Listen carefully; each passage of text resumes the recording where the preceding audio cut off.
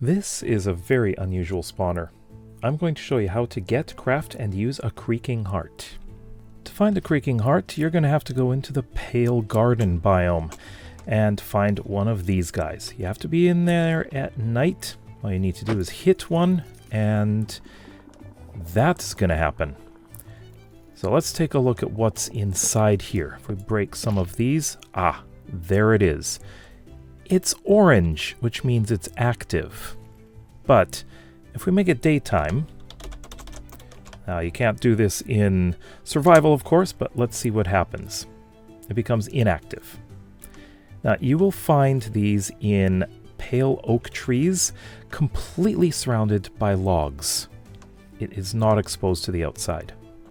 When a creaking heart is active and you destroy it, then the creaking is going to die. Now you see, this is basically a spawner for the creaking, and they will only spawn near the tree itself. If you grow a pale oak from saplings, you will not get a creaking heart. This is only in trees in the Pale Garden. There are two ways that you can obtain a creaking heart. One of them is by crafting. You can use 2 pale oak logs like this and a block of resin, and you've got the creaking heart. It is, of course, inactive. You can also obtain a creaking heart from the tree itself by using a tool with Silk Touch. Axe is the fastest, though, and it does take a while to break it. So there we go. If you don't have Silk Touch, this is what happens.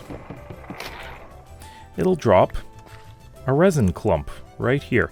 You can also get some XP from it, but that's only for naturally spawned creaking hearts.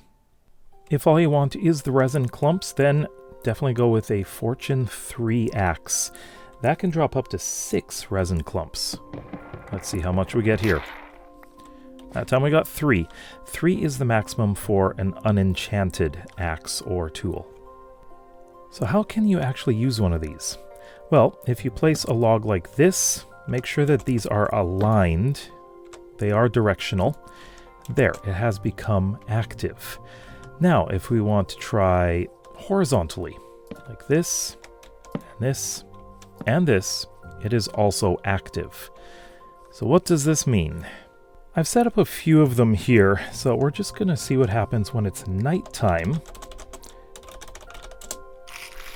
And there we go. We got a whole bunch that spawned in here, and if you hit them, the one that it's linked to will generate some resin clumps.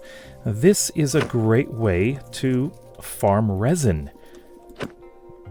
However, please be aware that at night, if you do not look at them, they will come and attack you.